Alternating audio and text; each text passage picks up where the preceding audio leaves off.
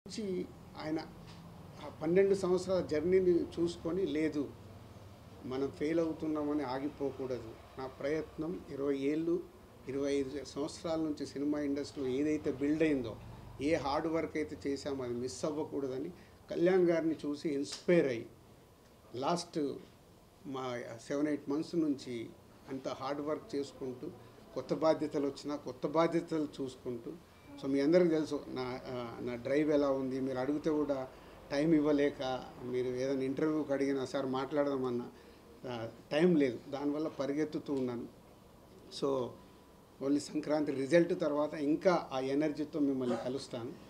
After 14 మళ్ళీ ఒకసారి మీ అందరిని పిలిచి సక్సెస్ఫుల్ షేర్ చేసుకుంటాను. Same time Telangana government FDC చైర్మన్గా నన్ను నియమించడం, అప్పుడు దాని తర్వాత కూడా మనం కలవలేకపోయాము. 18th చార్జ్ తీసుకొని నేను యుఎస్ వెళ్ళడము, యుఎస్కి వెళ్ళి వచ్చిన తర్వాత రకరకాల ఇన్సిడెంట్లు మళ్ళీ దిగి చూసుకోవడం, గవర్నమెంట్కి ఇండస్ట్రీ మధ్యలో జాగ్రత్తగా సీఎం గారు ఏదైతే కోరుకున్నారో అది చేయటానికి ముందడుగు వేసి చేయడం, ఇలాంటివి జరిగాయి. సో ఇప్పుడు ఆంధ్రప్రదేశ్లో టికెట్ రేట్స్ వచ్చాయి, బెనిఫిట్ షోస్ వచ్చాయి. ఇప్పుడు ప్రొడ్యూసర్గా ఇక్కడ కూడా తెలంగాణలో సీఎం గారిని వెళ్ళి ఒకసారి రిక్వెస్ట్ చేస్తాను. ఫైనల్ కాల్ వాళ్ళది, బట్ వాళ్ళు ఎలా నిర్ణయం తీసుకున్నా దానికి ముందుకు వెళ్ళాల్సిందే. బట్ ఒక నిర్మాతగా ఆ రాష్ట్రంలో వచ్చినప్పుడు ఇక్కడ కూడా వెళ్ళి అడగాల్సిన బాధ్యత ఉంది. సో సినిమాకైనా డెఫినెట్గా సినిమా ఇండస్ట్రీకి సీఎం గారు అన్ని రకాలుగా సపోర్ట్గా ఉంటా అన్నారు. పోతే అన్ని జాగ్రత్తగా ఉండమని చెప్తున్నారు. ఎలాంటి ఇన్సిడెంట్లు జరగకుండా జాగ్రత్తగా సీఎం గారు లాస్ట్ దాంట్లో చెప్పిన 3 పాయింట్స్, ఫార్మా కానీ, ఐటీ కానీ, సినిమా కానీ important for Hyderabad and Telangana state అని. సో దానికి పరంగా ఐఎమ్ ఎక్స్పెక్టింగ్ వెళ్ళి కలిస్తే ఏమైనా పాజిటివ్గా వస్తుందేమో అని. బట్ నిర్మాతగా నా ప్రయత్నం నేను చేయాలి. ఫైనల్ కాల్ సీఎం గారిదే అండ్ గవర్నమెంట్ది, ఎలా వచ్చినా తీసుకోవడానికి సిద్ధంగా ఉన్నాను. So 10th and 14th crucial for me.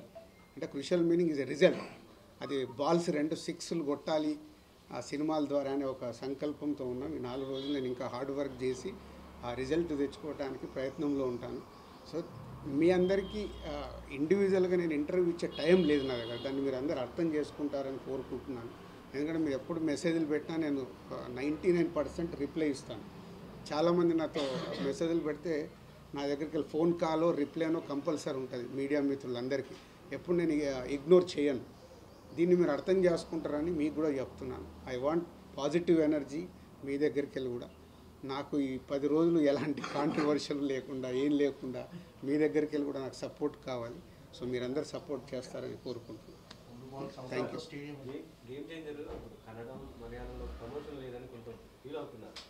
అంటే అదే చెప్పాను, ఇప్పుడు పాన్ ఇండియా చేసినప్పుడు ఫస్ట్ ఏది తెలుగు కోసం చేయాలి. దానికోసం కొత్తగా ఏం చేయాలంటే నాకు వచ్చిన థాట్, యుఎస్లో ఇప్పటివరకు ఎవరు చేయలేదు, యుఎస్లో చేద్దామని యుఎస్ దానికోసం ఒక 1 month వర్క్ చేశాను. యుఎస్ అయిన తర్వాత ఇప్పుడు హైదరాబాద్లో చేయాలనేది నాకు ఉండే. బట్ హైదరాబాద్లో చేస్తే ఇప్పుడు ఉన్న దాంట్లో పర్మిషన్లు ఇవన్నీ టెక్నికల్ ప్రాబ్లమ్స్ కనిపిస్తున్నాయి. టైం ప్రాసెస్, వాళ్ళు పర్మిషన్లు ఇస్తామంటున్నారు, బట్ ప్రాపర్గా ఒక వారం రోజుల ముందు నుంచి ఇవ్వండి. నేను అలాగే ఇప్పుడు కళ్యాణ్ గారిని అడిగిన తర్వాత కళ్యాణ్ గారు వస్తారంటే అక్కడెళ్ళి చేయడానికి ఒక 10 రోజులు ఎనర్జీ పట్టింది. అంటే అంత పెద్ద ఈవెంట్ ఆర్గనైజ్ చేయాలంటే ఇట్స్ నాట్ ఏ జోక్. బాంబేలో ఇలాగే మీడియా ఇంటరాక్షన్ వచ్చాం. మొన్న ఇక్కడ మనకు ట్రైలర్ అని పెట్టి మీతో ఇంటరాక్ట్ చేశాను. అంటే ఉన్న సమయాన్ని వాడుకుంటున్నాం. ఇంకా 2 రోజులే ఉంది, 7th and 8th. 9th మేము ఏం చేయలేం.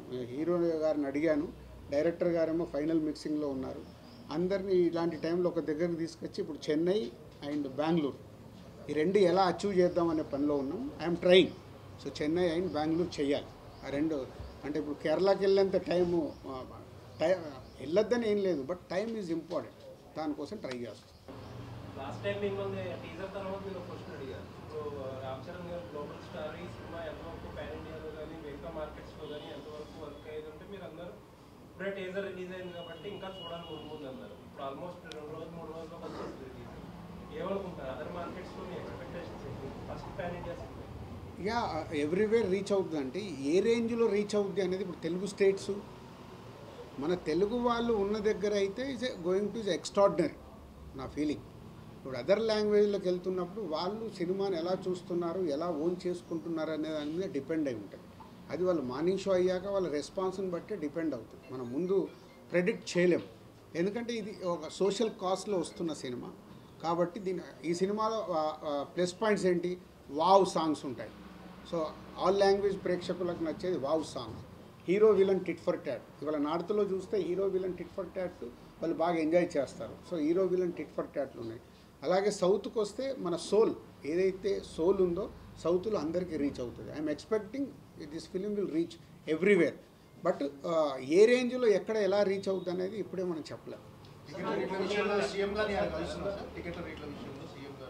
యా, అపాయింట్మెంట్ అడిగాను, ఎప్పుడు పిలిచినా వెళ్ళి కలిసి రావాలి. నిన్న అంటే పవన్ కళ్యాణ్ గారు మాట్లాడుతూ టికెట్ల రేట్లు హైక్ ఇవ్వడం వల్ల గవర్నమెంట్ కూడా ఆదాయం వస్తుంది కదా, అది అందుకే మేము ఇస్తున్నామని ఒక మాట. యా, అంటే చాలామంది అది ఆలోచించాల్సిన, కళ్యాణ్ గారు చెప్పిన పాయింట్లో ఒక వాల్యూ ఉంది. ప్రతి 100 రూపాయలకి 18% జిఎస్టీ రూపంలో వెళ్తుంది. జిఎస్టీలో 9% స్టేట్కి వెళ్తుంది, 9% సెంట్రల్కి వెళ్తుంది. అంటే మనము సినిమా ద్వారా వచ్చేది మళ్ళీ గవర్నమెంట్కి వెళ్ళి గవర్నమెంట్ ద్వారా పర్సంటేజ్ అది ఉపయోగపడేది.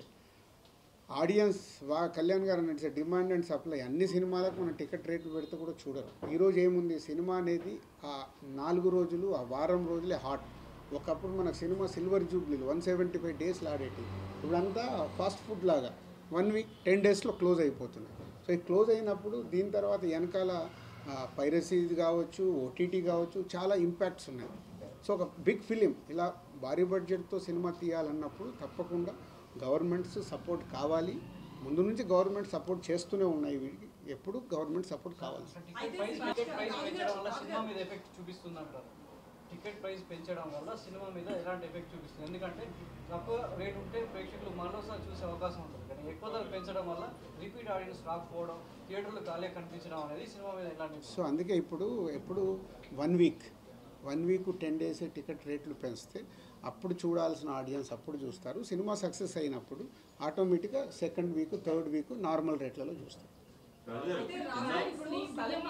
సాక్షిగా చెప్పారు టికెట్లు నేను సీఎంగా ఉండగా పెంచేది లేదని, అలాంటి ఆయన దగ్గరికి మళ్ళీ మీరు ప్రతిపాదన తీసుకెళ్తారంటారు, దీన్ని ఎట్లా చూడాలంటారు? సేమ్ టైం సీఎం గారు మొన్న కానీ అక్కడ మీరు మీటింగ్ సీఎం గారు స్పీచ్ మొత్తం చూస్తే తెలుస్తుంది. మీకు ఏం కావాలన్నా తీసుకోండి, మీరు అది తీసుకోండి, ఇది తీసుకోండి, ఆయన స్పీచ్ చూడండి. మేము ఇండస్ట్రీకి అగనిస్ట్ కాదు, అన్నీ ఇస్తాము, కానీ ఇలాంటి ఇన్సిడెంట్లు జరిగి మాకు ఇలా జరగకూడదు, జరిగింది కాబట్టి ఫర్దర్గా నేను ఇలాంటి నిర్ణయం తీసుకుంటున్నాను అని చెప్పారు. సో అన్నీ ఇస్తానని కూడా చెప్పారు. నేను ఆశతో ఉన్నాను. ఆయన స్పీచ్ మీరు ఒకసారి రివైండ్ చేసుకొని చూడండి అసెంబ్లీది. నేను 10 సార్లు చూశాను. అన్నీ ఇస్తాను అంటున్నారు, మీరు అన్నీ తీసుకోండి అంటున్నారు. ఇప్పుడు అడగలేదు అనుకో, ఆకలి అవుతుందని అమ్మ కూడా అన్నం పెట్టదుగా. ఐ వాంట్ ప్రొడ్యూసర్గా ఆ స్టేట్లో వచ్చింది, మీరు మాకు కోఆపరేట్ చేస్తే బాగుంటుందని అడుగుతాను. తర్వాత ఇక ఆయన నిర్ణయం ఫైనల్.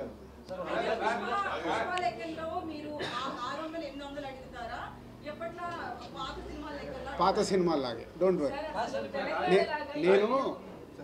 మీరు ఒక డిస్ట్రిబ్యూటర్గా నేను ఎన్నో పెద్ద సినిమాలు ఇక్కడ రిలీజ్ చేశాను. నేను చాలా క్యాలిక్యులేటెడ్గా ఉంటాను. ఇప్పుడు RRR లాంటి సినిమా కూడా ఎంత పెంచాలి ఆ రోజు ఆలోచించి ఇదే కరెక్ట్ అని చాలా నిర్ణయాలు తీసుకొని నేను బ్యాలెన్స్ చేస్తాను. అబ్నార్మల్గా పెంచడం వల్ల అటు ప్రేక్షకుల మీద కూడా ఇందాక మీరు అన్నారు, అబ్నార్మల్ పెంచితే ప్రేక్షకుల మీద బర్డెన్ పడితే దాని రియాక్షన్స్ వేరేలాగా ఉంటాయి. అలాగా అది ఇప్పుడు ఆంధ్రాలో ఎలా అయితే మీరు ఇప్పుడు ఆంధ్ర జియో చూస్తే తెలుస్తుంది. దేవరా సినిమా అప్పుడు ఎలాగ ఉన్నాయో అలాగే కొంచెం ఫెస్టివల్ టైం కాబట్టి జాగ్రత్తగా చూసి అడిగాము, వాళ్ళు ఇచ్చారు. పుష్ప 2 పెట్టిన ప్రైజెస్ మోడల్ అనేది ఆడియన్స్కి ఇబ్బంది అని అంత కన్వీనియంట్ కాదని అనుకున్నాడు. అంటే మీరు ముందు లేనట్టున్నారు, రాగానే ఒక రిక్వెస్ట్ చేశాను నేను. రామకృష్ణ గారు అన్నారు ఆడియన్స్ని బలహీనతల్ని చేసుకుంటున్నారు, ఫస్ట్ 1 వీక్ పెంచడం టికెట్ అంటే అదేనమ్మా, ఇప్పుడు అది ఎవరి పాయింట్ ఆఫ్ వ్యూ వాళ్ళ తప్పు కాదు. కానీ ఈరోజు తెలుగు సినిమా ఎందుకు ప్రపంచవ్యాప్తంగా మనకు గౌరవం వచ్చింది, ఎందుకు వస్తుంది? మనం స్పెండ్ చేస్తున్నాం, స్పెండ్ చేసి ఒక భారీతనం. ఇప్పుడు బాహుబలిని చూడండి, రాజమౌళి గారు చేసిన RRR చూడండి, ఇట్లా భారీతనంతో మన సినిమాలకు ఒక రెస్పెక్ట్ వచ్చి ఇవల్ల వరల్డ్ వైడ్గా తెలుగు సినిమా కాస్త ఇండియన్ సినిమా అయిపోయింది.